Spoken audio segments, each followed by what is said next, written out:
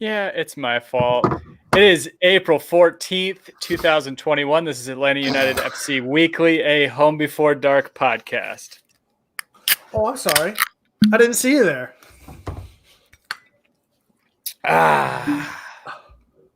One of these days I'm going to do that, and it's just going to go everywhere. Yeah.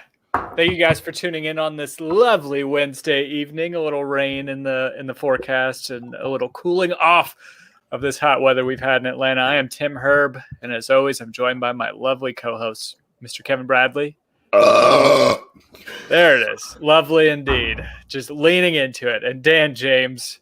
Hey, how's it going? It's nice to have top billing again.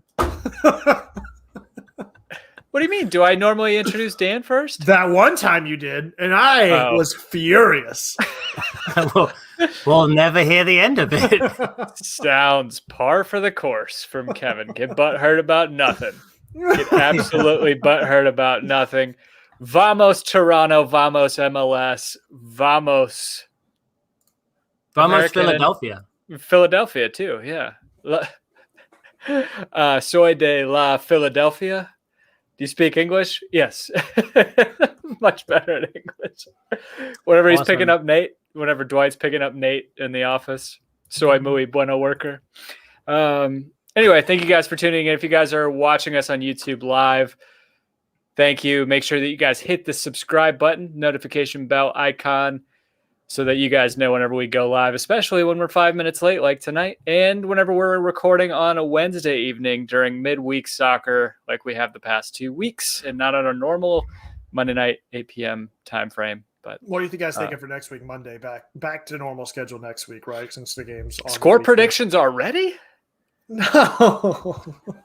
I felt a little bad last night. It's tough to feel too bad about being mean to Dan, but I did feel a little bad because I shut him off with score predictions for Orlando, but I definitely should have allowed score predictions for the second leg in CCL, which I just shut down all score predictions. So apologies, kind of. So I know I don't accept them because I know you don't mean it.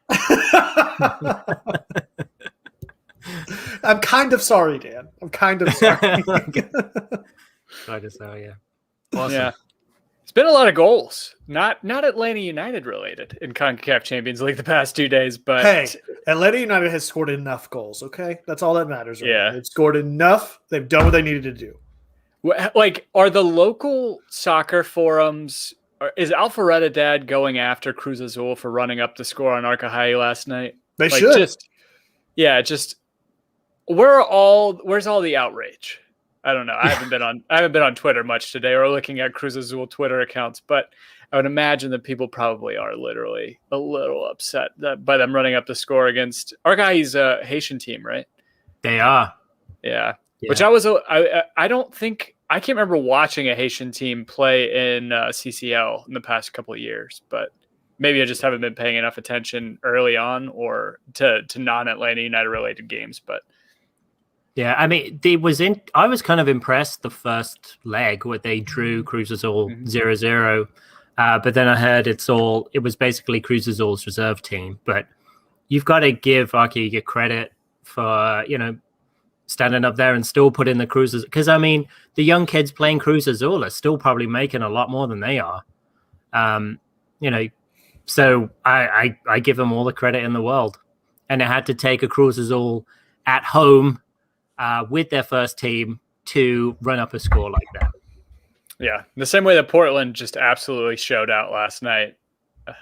It was that was a throttling. So, but I think we might actually. It looks like Toronto just won, right? Is that correct? Yes. Beat Leon 2-1. So we're one MLS team away from a clean sweep into the. We're gonna have potentially five teams in the last 18. Or the last 8. I mean, sorry. And at least one potential MLS matchup in the quarterfinals, which is exciting. If Philly makes it through. So it's Atlanta, Portland, Philly, Toronto, and who am I missing? There are 5, right? Columbus. Columbus. That's right. Yeah. Oh, Columbus. Is Columbus playing tonight? Columbus is playing tomorrow at 8 o'clock Eastern time. Oh, weird. I didn't realize there was a Thursday night game. All right. Anyway. Yep. Oh, Thank you guys for joining us in the trap. We got Brian, Elliot, Bevan, Michelle, always signing in with her wrong account.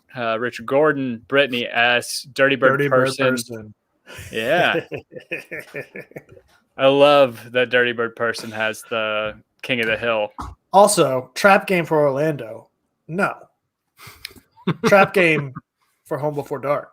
If you want to be in the trap game, come join us live each and every time we record by going over to youtube.com/Home Before Dark. Wait, who's asking if it's a trap? Oh, Elliot Bevan, trap game for Orlando. He's saying join the real trap trap. Game? Join the real trap here live. So, yeah, absolutely. Gabriel Lajas. Fucking Gabe. Good to see you, buddy. Good to see you live. So we're coming off. It's felt like it's been a while since we've done 2 consecutive broadcasts. I want Elias Sports Bureau to run the stats historically when the last time Home Before Dark recorded back-to-back wins.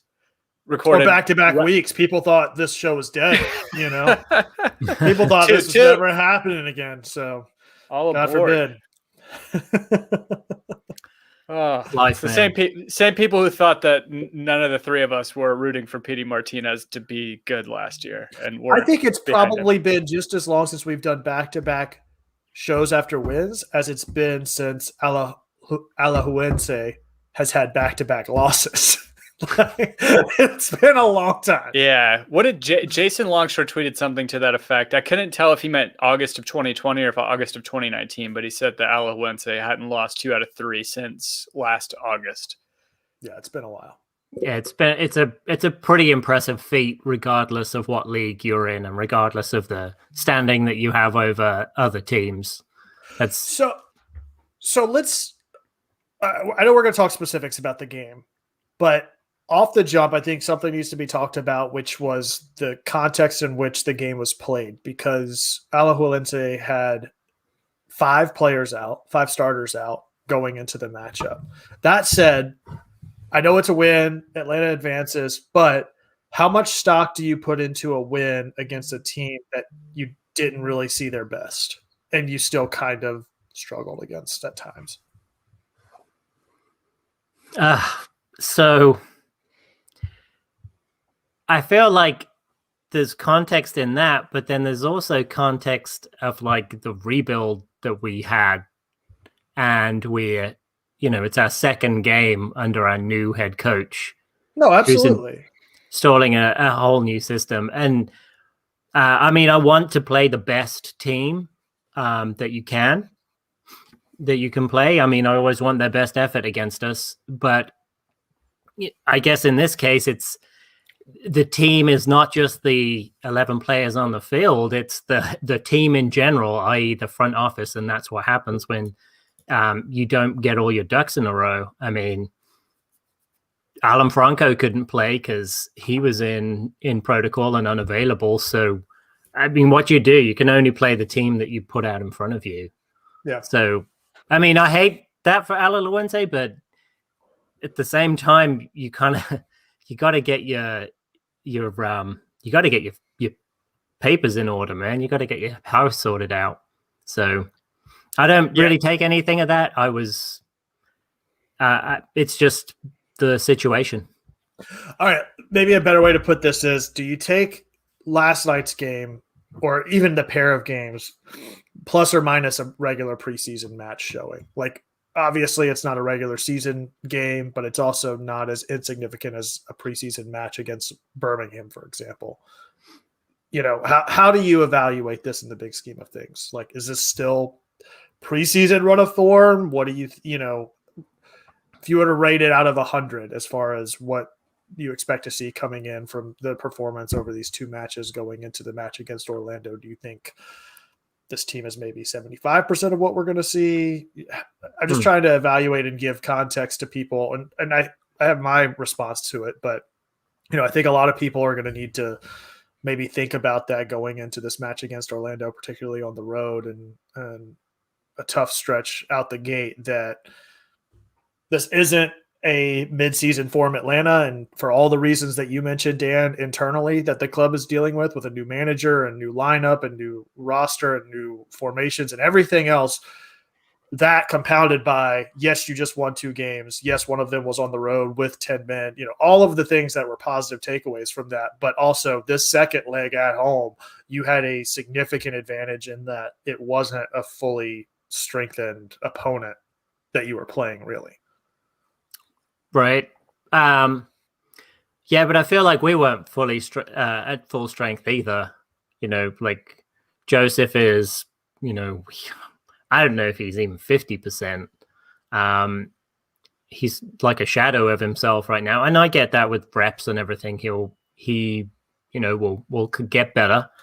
But it also, it's like, well, what are your expectations for the final form of this? I'm thinking MLS Cup. That's my 100% expectation, which is probably an over expectation. But I would say we're now like, Haleto in the trap saying 60%. I could say, yeah, probably around 60%. There's so much more. You listen to Heinze in the post-match press conference. He said there's so much more to work on. And I think the thing is, the good thing about all this is you can see that there's a willingness from the team that like they're going somewhere. They're obviously not there yet, but you can see that there's the will and the desire to get to that final form. So to me, it's really exciting that, what it could be, but then it's always the anticipation, I guess, that can be the most exciting part. But I feel like we're traveling there. I think we're going to get there. And the good thing, it seems like the players have already brought in on the system that we're trying to implement. What do you think, Tim? Yes. Okay, so final form. Okay, so final form: Frieza, Cell, or Majin Buu. What? Shut up, Dan. This isn't your part of the show. That's why I brought up this topic, because you can't talk about it. I have a pretty I think I have a pretty unpopular opinion that all 3 of their final forms sucked compared to their middle forms. Is this Pokemon again? Oh, what? No way, dude. You thought Cell's middle form was better than his final form? Fucking hell. I don't know. I guess I just think about the fight that he had with 16 in his second form and just how good that fight was. I don't know. My brain just goes to that. I remember being so disappointed at what Frieza's final form looked like. No way! I thought his first form was pretty sweet. With the bullhorns, yeah. That was pretty great. Yeah, agreed. That was pretty great. No, that's what I was going to say. You haven't even seen my final That's form. all I can think about. Oh, Cup, it's over 9,000! So I don't think Dan is overreacting. I still think that we are. I think it's MLS Cup for us. I don't think that. I guess what I should say is I don't think that that's an overestimation, seeing the talent level, and honestly, as much as I don't want to overhype what we've seen, I don't want to also don't want to overplay the reaction, some of the negative reaction that I've seen from the fan base after last night's match, especially after the first half of last night's match. So, a couple things. I think Brooks Lennon is 100% right whenever he talked about getting those 2 games under our belt, how much of an advantage that is, and how much of a positive or how big that was for us to get both of those wins, knowing that we were coming into this essentially in preseason form, as I think Elliot Beaven said that we're still in preseason form, which we honestly are. If you think about it, you brought up Birmingham. That was like one of the few preseason matches that we had. And there are guys that, to your point, I think, Dan, you were saying Joseph's at 60%, 50%. I'd say that's probably pretty accurate. I think anybody that's coming off of an ACL tear, maybe minus, I don't know, Adrian Peterson, whenever he was with the Vikings, who's just an absolute freak athletically and recovery-wise. I think you're going to see that hesitance from him.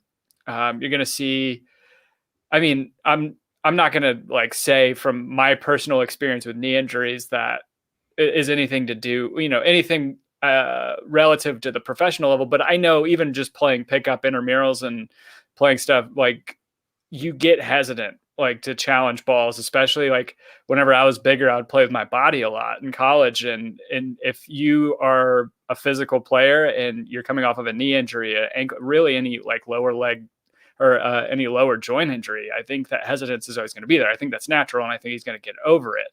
I think we just have to wait it out a little bit. He has to get in better shape, which will come too. Again, no fault of his own. He's coming off of a really serious knee injury. But I think that it's another thing I wanted to address, I guess, with the Alajuelense debacle with the immigration, or not immigration, but with the them not filing the right paperwork. I know a lot of people were crying and saying it was unfair and blah, blah, blah, but it's really on their front office. They're a professional soccer team. They're number one in their league. It's not like there's some sort of, you can't set low expectations for them on that front. They need to know the logistics of it. And I mean, the fact that they were playing younger players, I know they had to scramble to bring in, I think they brought in some guy from New Jersey, I think is what I saw. They were scrambling and found like a goalkeeper in their system or something to bring in from New Jersey.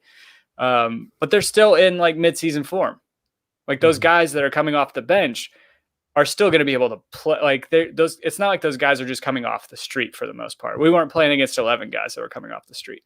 So I think that right now, if you're asking like what percentage we are of what our final form is, Kevin, I know I'm kind of going on a long tangent rant, or not tangent, a long rant, but I think that 65% is probably pretty accurate, because you have a manager who did a complete overhaul of some sorts.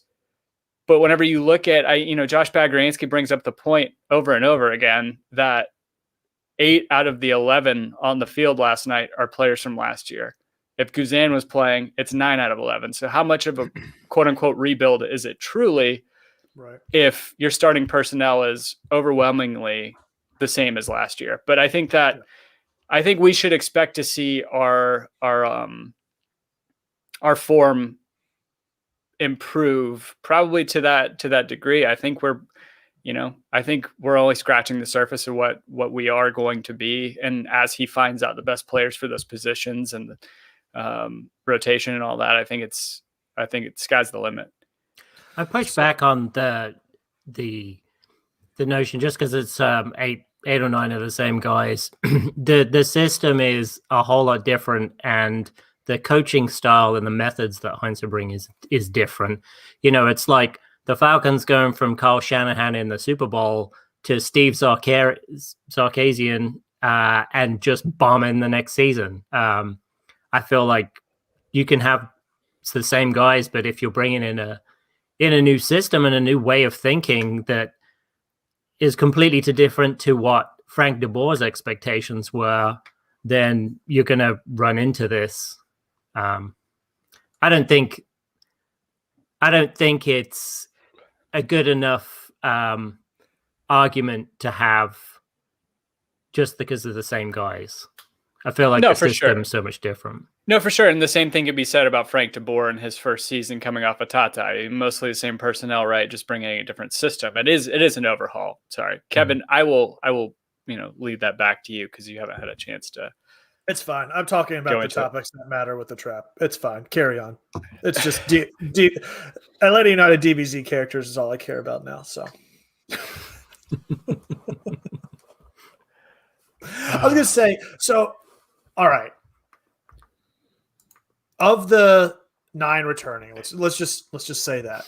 Maybe that's the way to start talking about last night's game and the efforts so far this season, is to talk about the new parts of this lineup without getting into the tactics and formations and everything else related to the way that existing personnel is playing in it, but to talk about what pieces have been brought into this lineup so far and what our first impressions are, and particularly last night of that, let's just say 9, because I don't think that Rocco is going to be playing consistently week over week, because that's going to be Guzan's position. But the 2 new faces, let's say, into the starting lineup being Moreno and Sosa.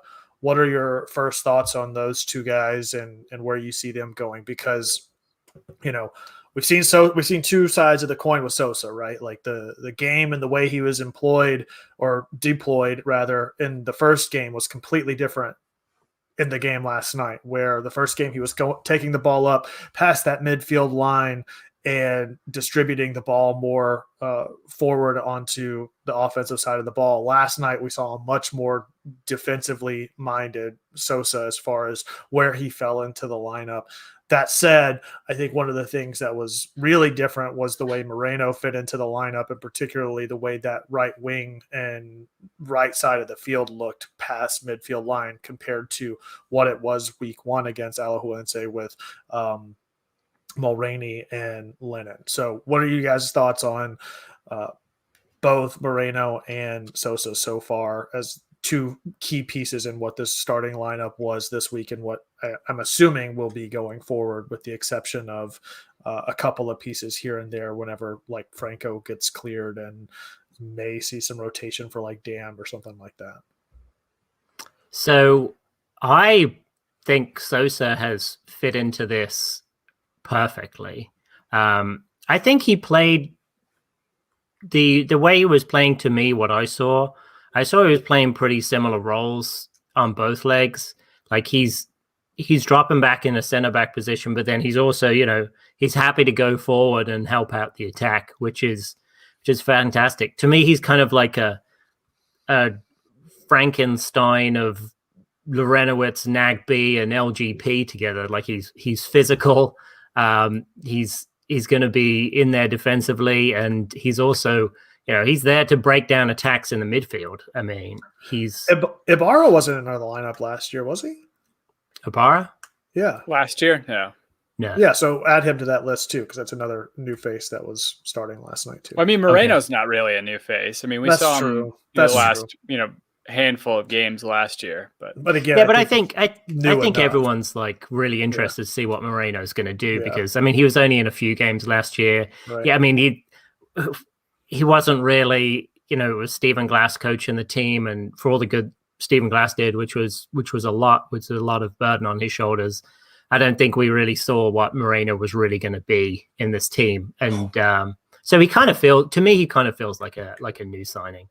I'm excited to see him. I thought that even though he's been playing centrally, it seems like most of his career, Heinz has stuck him out on the wing, and he didn't have his best game last night, but it was fun to see a guy who can just bomb up the wing and actually take players on. That was most impressive. Like we've had players that can bomb up the wings for days over the past couple of years. What the big difference is, somebody, I don't know.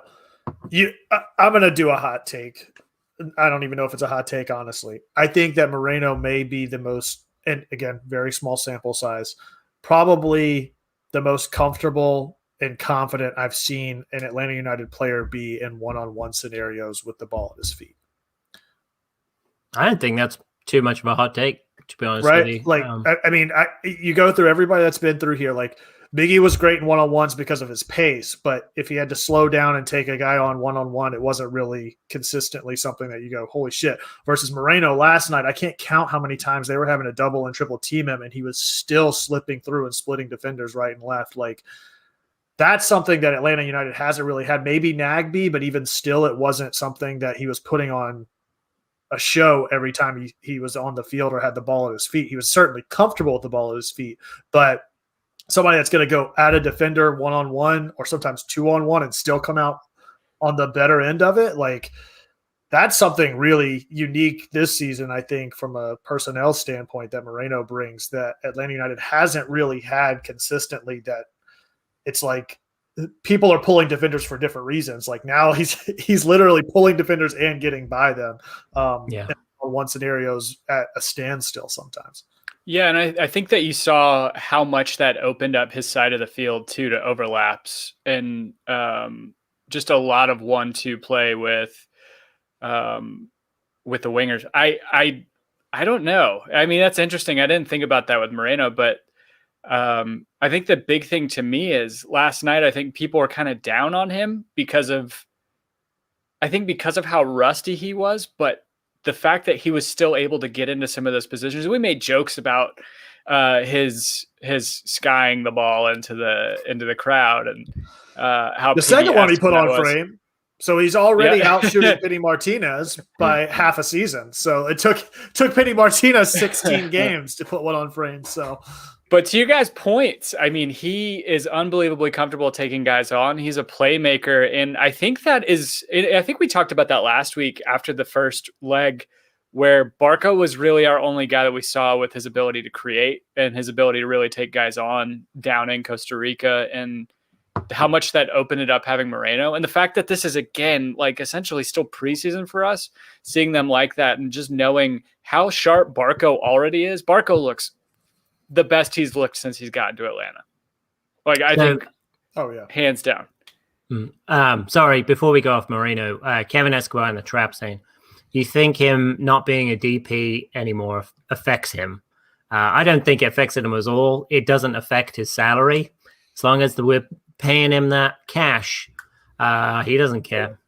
No, I don't think so. I don't think he cares either. But like, if last night was the first we've seen of Moreno after a layoff, and just knowing that how sharp he was last year, and then you take that into the new system, seeing what he's already doing when he's rusty, and knowing what he's going to be bringing in the next few weeks, I expect some fireworks. I think that I love the fact that it seems like we're starting defense first and shoring up that, and we look pretty sound for the most part, I think, on the defensive end, and maybe only going to get a little more bolstered once Alan Franco comes in.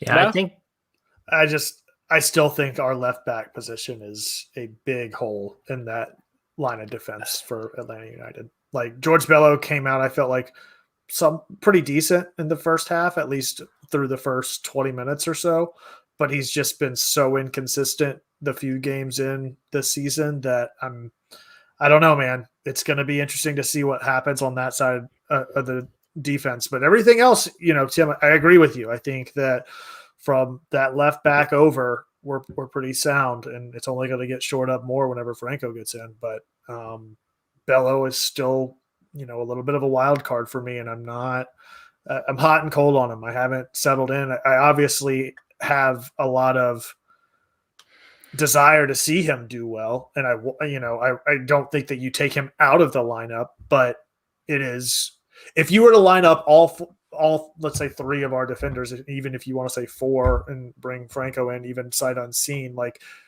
or even throw Sosa in that mix, however you want to cut it, like, would anybody dispute the fact that Bello is low man on that totem pole defensively?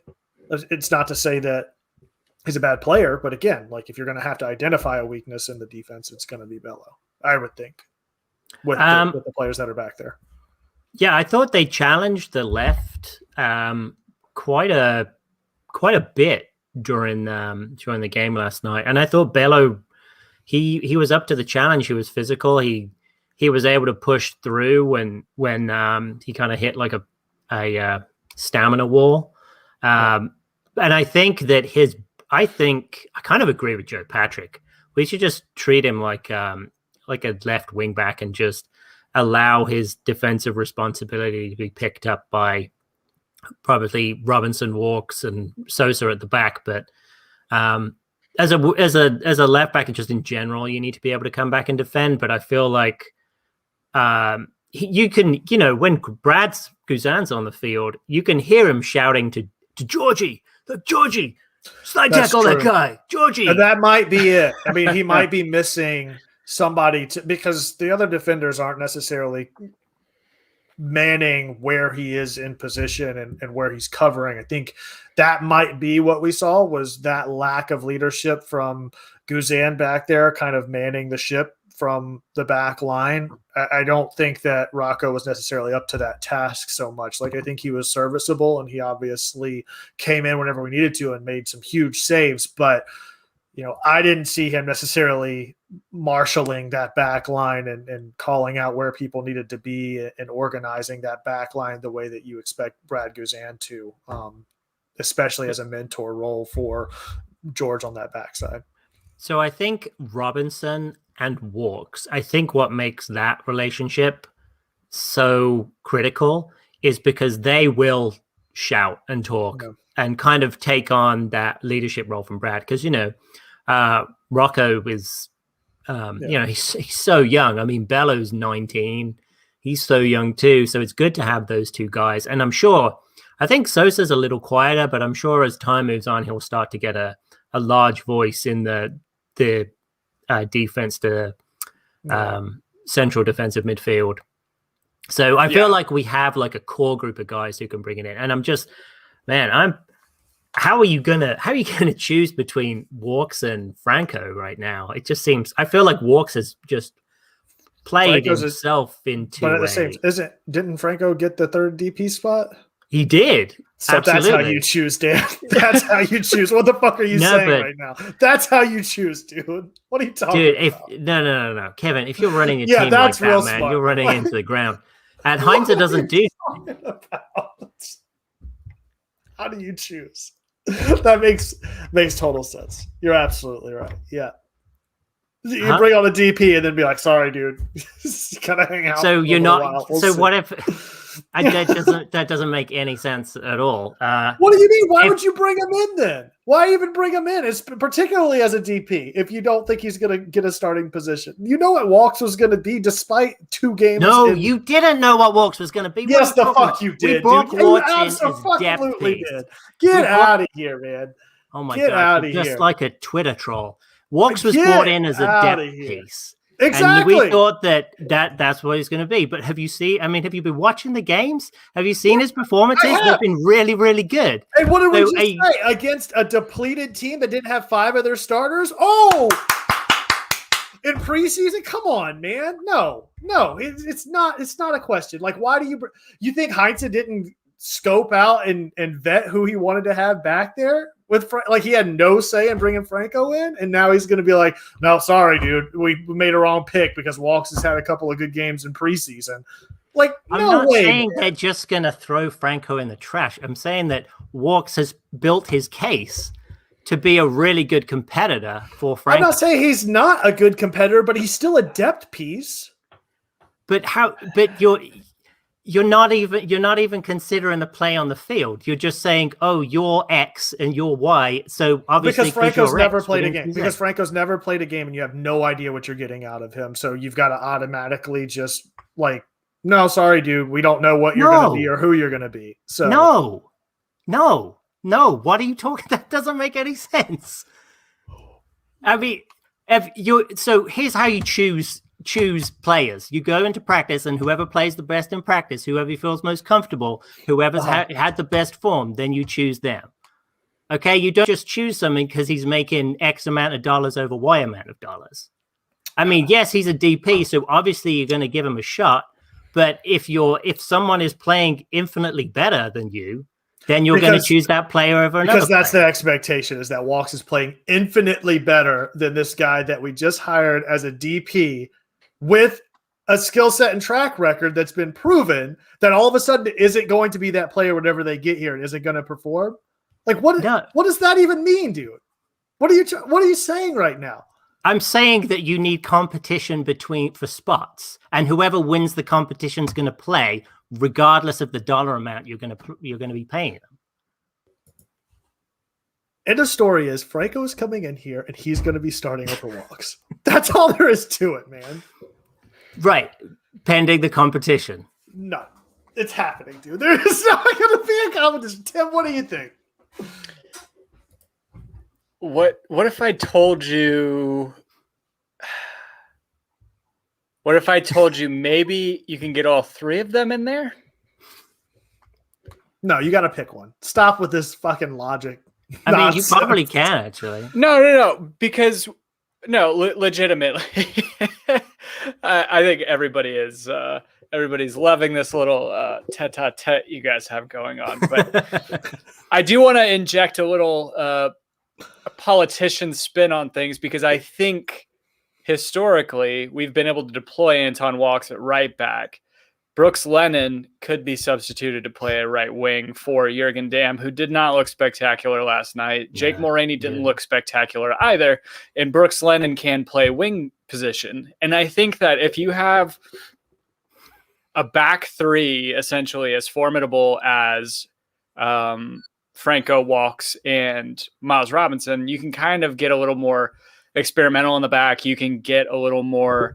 I don't know. I think we could shore up that back line. I know that Anton Walks isn't necessarily the most adventurous whenever he's playing in the right back position, but he still got up pretty far forward at times, scored some goals for us. And whenever he was on loan, I think that might be a nice shift that you can do. But I personally, Dan, I'm sorry, I agree with Kevin that you don't have a guy, and what Greg says for the culture and the trap, saying, didn't Heinze go out of his way for us to get Franco? He's a good chance he's the starter. And I think we're going to have to see a little more time to get him integrated into the lineup before he is that starter. I don't think there's a doubt on that. I think we go a couple weeks where Walks and Robinson, and you know what? I mean, I've seen crazier things happen, right? I mean, if they keep playing out of their minds like they are right now as a center back duo, and Heinze doesn't really want to fuck with the way that we have the formation in the back, then maybe we don't see him for a little bit, or we see him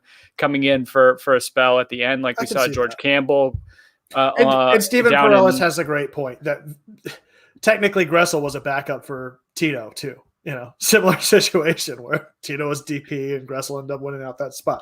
Look, it's not unheard of. All I'm saying is it's not like this player is sight unseen and you're just throwing a bunch of money at somebody that you don't know if they're going to be a starter or not. Like that doesn't. And that's not what I'm saying at all. I mean, what I'm saying is you got to have competition between the spots. Well, yeah, that's what drives everybody. But it's not a foregone conclusion that Walks is just the starter now because I'm not saying that's a foregone conclusion at all. I'm saying you've got to have competition. Well, I think that too, Dan. Well, I didn't say no competition. I would disagree with you because I said it's not a given that Walks is the starter because of two good performances. Yeah. That's not. I don't like it when Daddy and Daddy fight. Actually, the crowd loves it. I don't know that I like it. I think I get a little uncomfortable seeing you guys fight like this. So I think Longshaw's been going on about the way you're going to get all three of them, Walks, Franco, and Robinson on the field together is when you're facing a team that has two forwards up top. So I think I say Philadelphia maybe play with two forwards up top, so you may see it then. But otherwise, if it's just one, then you're probably not going to see that unless there's an injury and he can play all along the back of the just give back line a couple weeks to punch somebody in the back of the head, and we'll have some. Yeah, I just want to shout out the influx of people that we've gotten in the trap. They heard the yelling. They came. Yeah, they heard the yelling. Kevin Escobar, I think, maybe got shouted out. Brian Reynolds. For the culture, Greg, Sean Mack, what's happening? Long time no see in here. Stephen Perales, Keith Filer, who else? Brandon Scott, Mike German. Mike German, and then So it's glad you guys have joined us. I am playing post-marital counselor right now between these two. Post Malone marital counselor. Yeah, post Malone too, man. Where's your Bud Light, Tim? No, it's good when we disagree. It invites discussion. Exactly. No, it does. It does. That's the only way you get a word in edgewise with Dan is to argue with him. Sorry, Tim, go ahead. No, I was just going to ask Canner Guzan. No, but I don't know. Somebody Rocco. All right, Kevin. So, are you going to sit Guzan over Rocco now? But you need competition. Yeah, absolutely. I think now Guzan's on the hot seat. Wait, is Dan's making your point for you? Exactly. Real talk. What are we doing up front in Orlando after seeing what Joseph Martinez is capable of in a starting position last night? Is it time? With that? Anybody happy with Joseph's performance last night? And I think we all understand why. I mean, he's obviously coming off of a huge injury and has been, put on a little bit of weight, dare I say. And it doesn't really look up to form, whether speed or positioning or anything. A couple of those times last night, it's like, holy shit! Like 2 years ago, that's a Joseph goal all day, and right now it's like maybe midseason we start to see that, but right now I can't see him playing a full 90 and giving Atlanta United their best position on that front foot to score goals. Luckily, you've got some other players up top with Barco and Moreno and others that can slot one home. But yeah, I don't see Joseph for a full 90. Maybe you give him the start still because it is technically his spot, but I think it may be a halftime substitution, and maybe it's the other way around. Maybe it does go back to Torres starting, or not Torres, Lopez starting, and then pulling Joseph in the second half. I don't know, man. What do you think, Dan? What do you guys think about getting Jackson Conway in there? Because you bring him in on an MLS deal after he showed out for the twos last year, and then Elliot Beaven also brings up Eric Lopez as well. Yeah, and Steven Perales says the same thing. What's going on with Eric Lopez and Conway? I don't believe, is Conway technically an international player? No, he's American, but he's British born, right? Yeah, but I think he's lived over here. Yeah, he's got American citizenship. Okay, I wasn't positive, but I would expect to see him getting into the mix some, right? Yeah, was he on the bench yesterday? No, it doesn't look like he was in the 18. We had Tyler Wolff, Lissandro Lopez, Jurgen Damm, Jake Moraney, Mikey Ambrose, George Campbell, Ben Lundgaard in the 18 that filled out the 18 last night. Yeah, I think I was kind of conflicted about it. And Heinz in the press conference was saying he just needs reps and just need minutes. Which is, I guess that's the only, it's the only way you're going to get him to match fitness is to keep putting him out there. But, like Kevin said, he's not going to give you 90 right now. I'm hesitant about starting him. I'd prefer to bring him on as a sub, because if you start him, then you're like, well, I'm going to have to sub you at some point. And I don't like being kind of shoehorned into that from the get-go. The one thing I will say is at least that first game is against Orlando, and I think Joseph comes out maybe putting a little extra in the tank going into that game, just mentally and emotionally, that maybe overcome some of those shortcomings in that first game that he started this week. So I don't know, man. It'll be interesting to see. I think at least for right now, he still gets the start. I don't think it's a full 90 performance, though. I could see it being an early second half substitution, worst case. I mean, I think a lot of times, even at his finest, much to his chagrin, he was taken off. He was one of the three subs that we usually. I mean, he's going to get sacrificed regardless. I think a lot of times because it's easy to sacrifice that forward that's been running their ass off the entire time, as opposed to screwing up the back line or the midfield, whatever, to bring in a substitution. But I'm with you, Kevin. I don't know that we will see him playing a full 90 for a while, or being capable of playing that full 90 at 100% from his past performances for a while. I don't think that's going to happen. And look, man, even a 60 or 70% Joseph Martinez is going to garner a lot of respect from any defender, and they'd be foolish not to.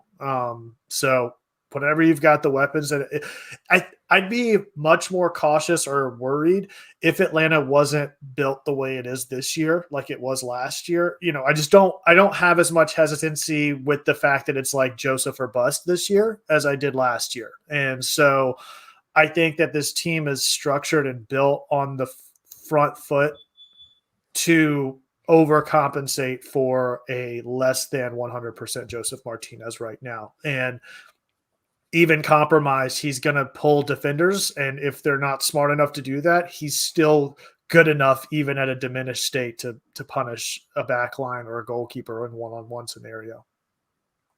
Yeah, I was wondering, like, if I guess that's why we keep him in, is because the respect he's garnered. And I guess you don't know when the switch is going to flip. But part of me was like, well, why don't you give this opportunity for the youth? I mean, it's obviously not going to be the next few games where he becomes the old Joseph Martinez again, why not why not look for his successor now to give them those opportunities? But I guess he's Joseph Martinez, so you're going to start him.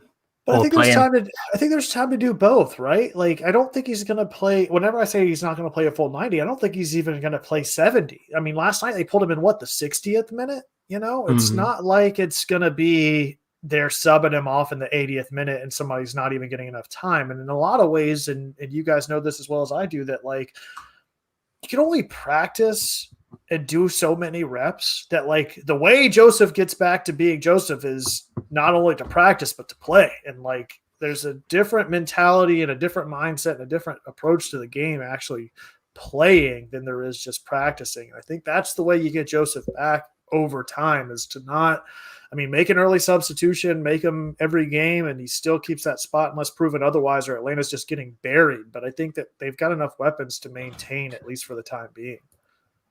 Now, injuries or something else, there's always something that can change that perspective or dynamic. But right now, I see him staying in there, especially going against Orlando. So, yeah, I think hopefully he'll have some extra fuel going up against Orlando. Yeah. Yeah. So at least this year, to your point, Kevin, we're not relying solely on Joseph. So we're going to be having exciting 1-0 victories as opposed to boring 1-0 victories. So we have that going for us, because where are the goals coming from, if not from Joseph? Right now? Yeah. Yeah. If you're saying that we're not wholly reliant on him right now to win, who's going to be producing goals for us? I think Barco and Moreno. Yeah. It's got to be them. And then if either of the Lopez's or the Lopi are on, they've got to provide them. Shit, even Dam. There's enough here. Dam scored last night, and hats off to Barco, man. We haven't really talked a lot about the game yet, if we do at all, because we've got 10 minutes left right now. But hats off to Barco to have the heads up play, which was not, that was not intended to be a pass or a layoff by any means. It was just a heavy first touch. And he had full intentions of playing that ball all the way through the touch line. And so for him to get his head up and to realize and have the wherewithal, like, that's a very mature pull off of the ball that Barco had last night. A lot of other players, I don't think, would have had that awareness to say, okay, he's clearly in a better position with a better angle. Like, I need to step off and let him drive it home. You know what I mean? Like, that was, and I think it's Barco's goal as a result. Like, it was just all around just a really great heads up play by him last night. Yeah, I don't know. I kind of felt like on some of the replays, he's going for it. He sees Dam. He's still going for it. And he's like, oh, no, I should let this one go. Yeah. Which was the right decision to do.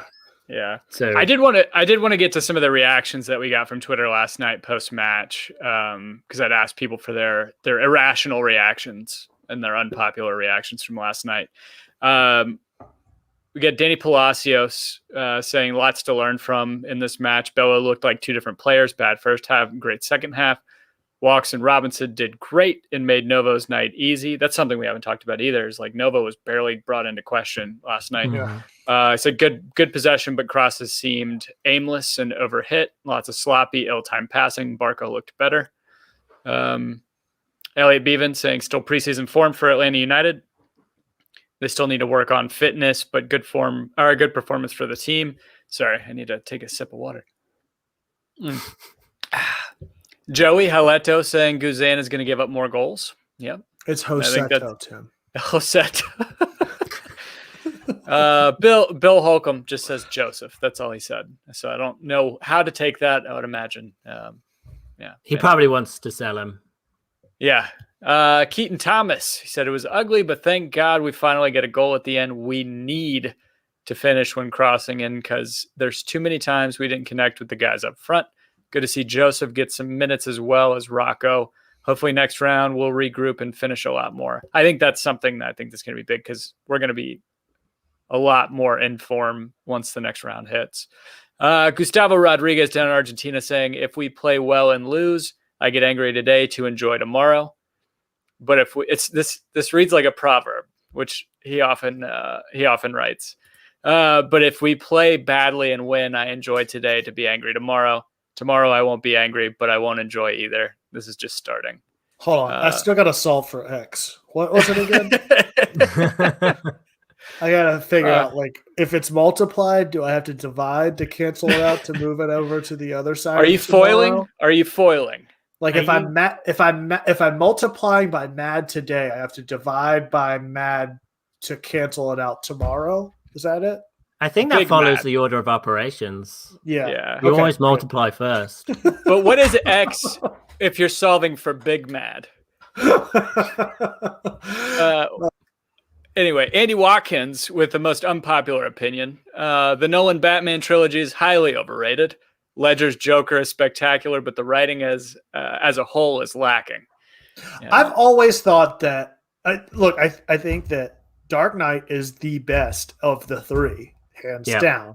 But I agree that I think that there is a certain cultural significance to the events that transpired following that movie and Heath Ledger's passing that elevated it to a level that it may not have gotten to had that not occurred. Like just the societal events that took place outside of the movie elevated the movie to another level. I still think it's the best of the three, but I tend to agree with what Andy's saying. Like it's still not some masterpiece. You know, I think that Heath Ledger certainly was the best part of it, but that just took it to another level based on what happened outside of the movie itself. I think Heath Ledger's character, the portrayal of the Joker, is the best superhero or villain ever. Ooh, ever. That's okay. I personally think Tom Hardy's Bane is much maligned and very unjustly maligned is what I should say. I mean, he might be maligned, but he just doesn't. I mean, he's wearing a mask the whole time. You don't get the same sort of emotion that you do out of the Joker. And Cillian Murphy's Scarecrow. That's exactly what I was about to say, man. Holy so shit. Good. Yeah. So good. That sequence in the first movie may be one of my that might take, I don't know. I'd have to go back and rewatch them. Like the sequence whenever Batman gets the fear toxin and sprays it on Scarecrow and then his face starts melting and all that. One of the best things ever. It's only second to Spider-Man Homecoming with Mysterio and everything that happens with that. Like that was very reminiscent of what Nolan was doing in Batman Begins. So all right, good. I'm gonna take the cues from the trap and move on because Andy, Chiefs coach Steve saying we've reached the part of the evening when we ask, how did we get here? And then Parceros United, Parceros are just here to see if we talk about Pity Martinez and how much of a waste of money it is. You know, Dan, that's your point, is that DPs don't always pan out and they shouldn't always get a starting position. You're absolutely right. I might concede to you when considering the efforts of Pity Martinez over 2 years in tenure with Atlanta United. You're absolutely right. It's interesting. I don't know if Parceros United, if that's Ron or Danny. I would assume it's Ron, but Ron has been summoned. He's not taking the bait. He's not taking the bait. All right, couple more reactions from last night. GT Quick 85 says Robinson had what might be a regress to his 2020 form. Not good at all. Not impressed with Moreno. He needs to combine more. Again, I was asking for irrational reactions. Overall, we lack chemistry. Will come in time. However, not a good showing.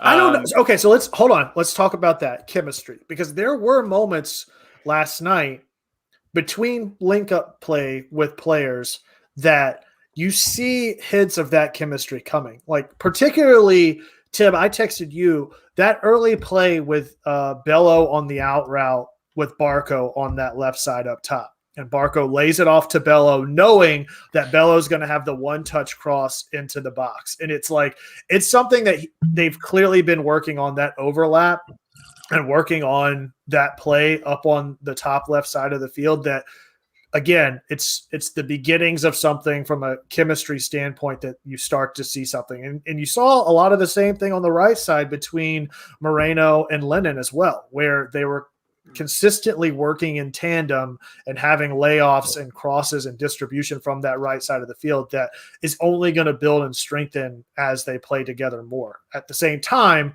there were some shortcomings whenever there was a breakaway play or a ball that got brought into the 18 and it was like a mad scramble where nobody knew where anybody else was at or how to lay it off, and it just kind of fizzled out. So I think there was some good seen from the chemistry standpoint. I don't think it was an entire wash, and I think it's only going to get better going forward.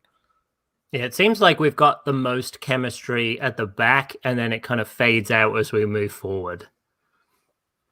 Because I think, because even Dam, I mean, when he had like 5 or 6 crosses and he got like 50% of them on accurate, because he was like looping some crosses in, it would just go to the back post, but there was no one there.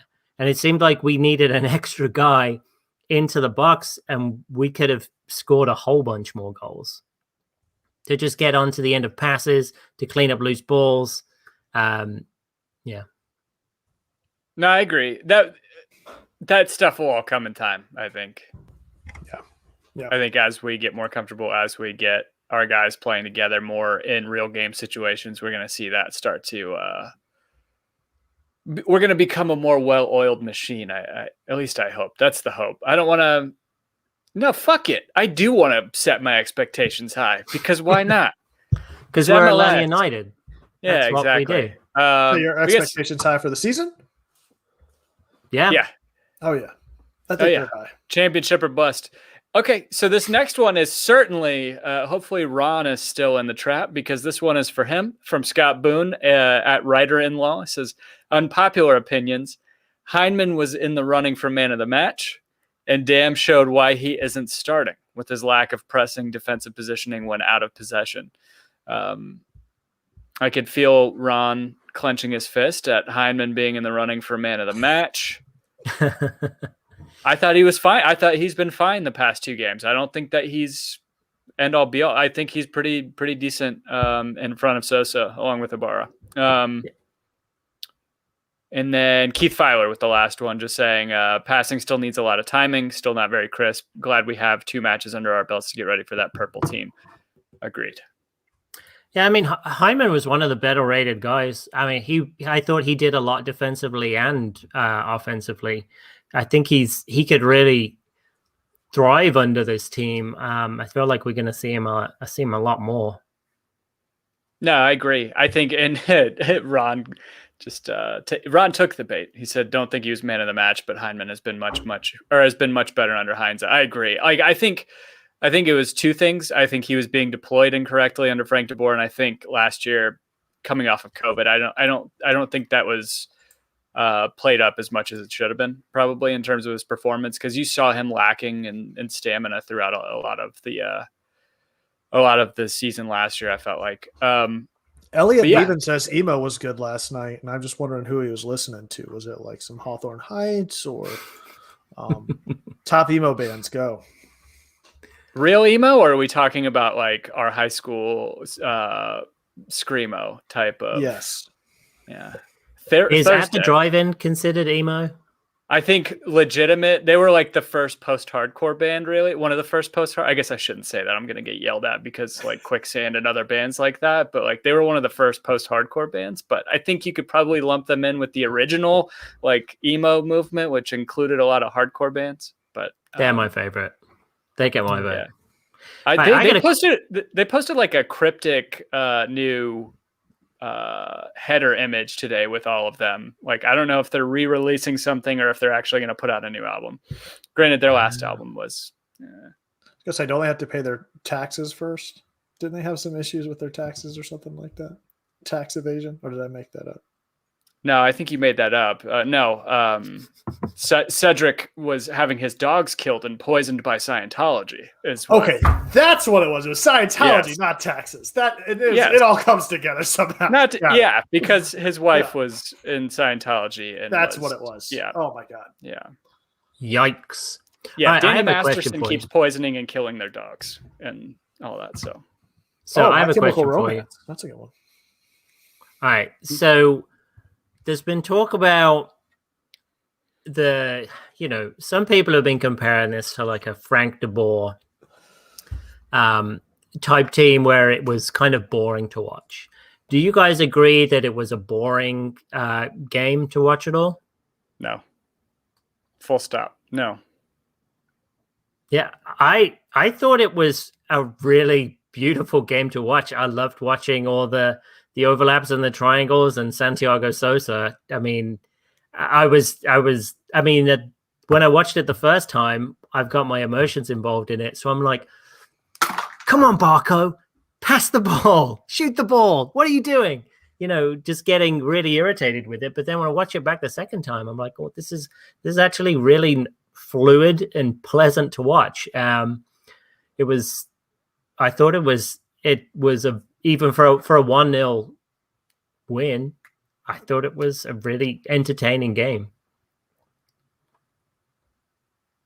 No, nothing, Kevin. No, I'm in the trap. I'm sorry, guys. I'm out of it. I'm so deep right now. We've lost him. We have lost him. Well, I think the goals will come. We upset Percy somehow, and I'm trying to find out why. I think all this talk about emo music, I think he got triggered and left. I think Percy grew up in the same scene that we did, so I don't know why he's upset. He's out. All right. Score predictions for this weekend. What are we thinking? I just wanted to shout out to Anton Walks. He got 100% passing, which has been apparently a new team record. Nobody's done that before in Atlanta United. That's pretty insane. Yeah, 81 of 81 passes. 81 of 81 passes is insane.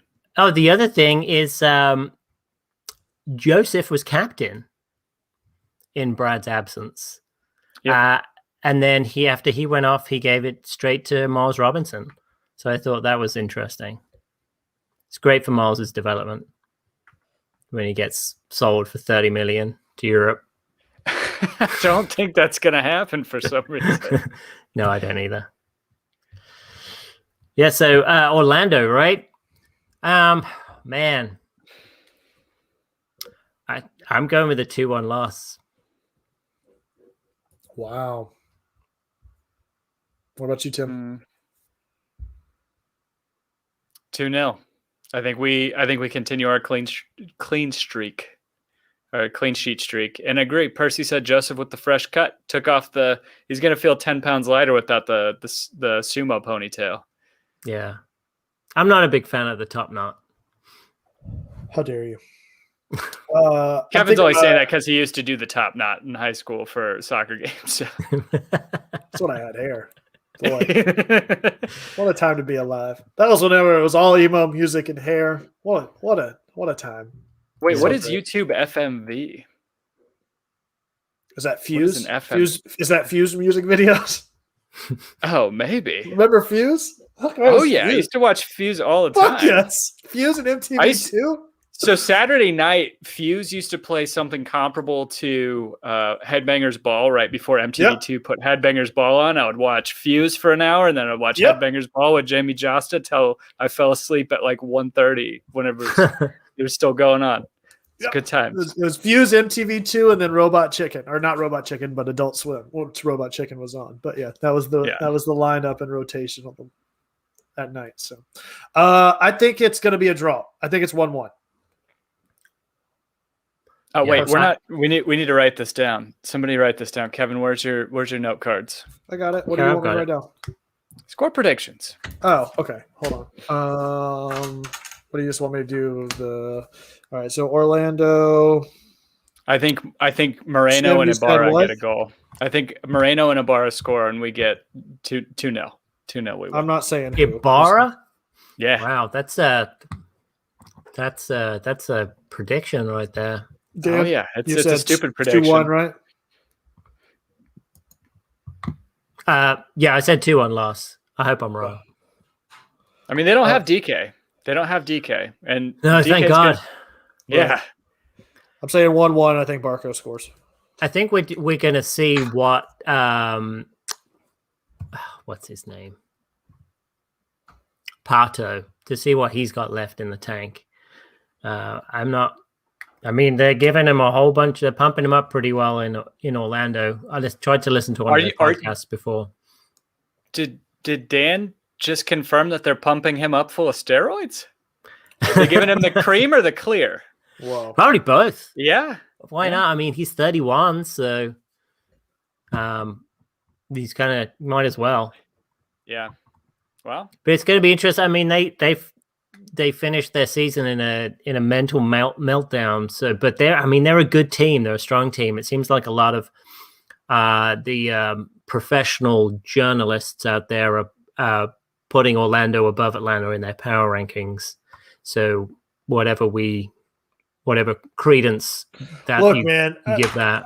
I'm psyched to see it. I mean, power rankings came out and Atlanta was in top 10. I'll take that. Mm-hmm. Coming off of the season last year, sight unseen, so to speak, with just a couple of preseason matches in CCL, to see Atlanta in that top 10 with actually something to show for it right now, I'll take that all day. I think this team's got a lot of room to keep moving upward, and I think it's only going to get better, but just got to give it time. So anything else, guys? I saw somebody cheering for Saprissa after what they did to Philly at the end of that match last week. Fuck that team. Yeah, I think they just won Saprissa because they'll be the easier team to face rather than Philadelphia. But yeah, I totally agree. Oh, is that who we play next?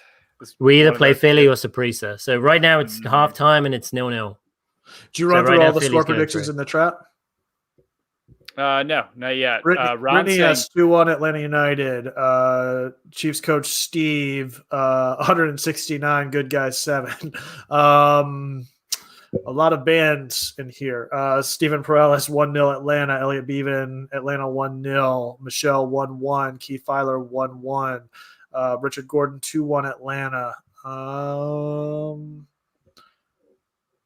Parceros 2-0. Wait, I'm so confused. 2-0 to Orlando. 2-0 Orlando. Chiefs coach Steve 2-0 Atlanta. And yeah. All right. Anything else, guys? Shout out to Lucy Rushton. She is going to be the new GM of DC United, which is huge. It just shows, I mean, she's the second female GM in MLS history. And what it goes to show is Atlanta United are hiring some pretty incredible people. If you are having your employees poached to go be general managers, is huge, and the fact the DC are doing that is great as well. The troubling thing is this is like the 5th signing that DC United has gotten from Atlanta, and I'm just wondering when they purchase the rest of the team. That's what I want to know. Right. Well, maybe Lucy Rushton can help that. Yeah. Congratulations I think I saw on Twitter. Congratulations to Lucy and to the league as a whole. I think that's fantastic news.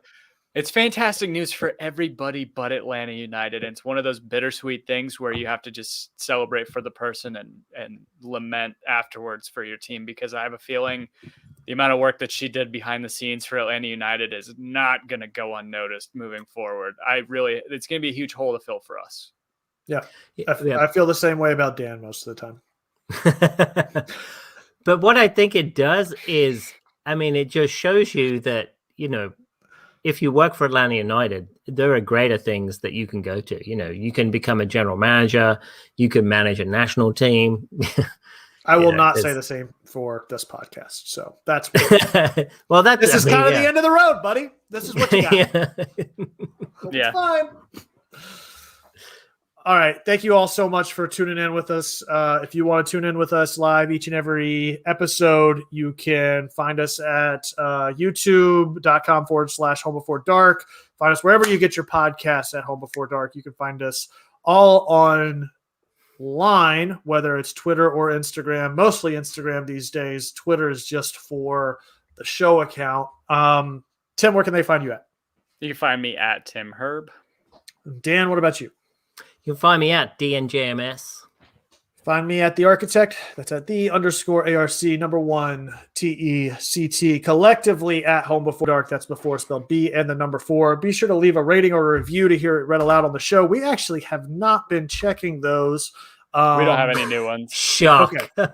Nothing new. So please get some of those in. We promise not to beg like we were before. Maybe a little bit because we do have goals here.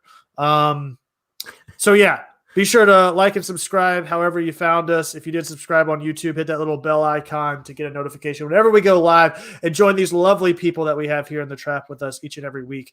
Thank you so much. Love the hell out of you guys. We'll see you next time. As always, be home before dark. It's time to feed the village. Let's go shit us some lions. Shit us? Come shit Yeah, us. that's some lions? disgusting.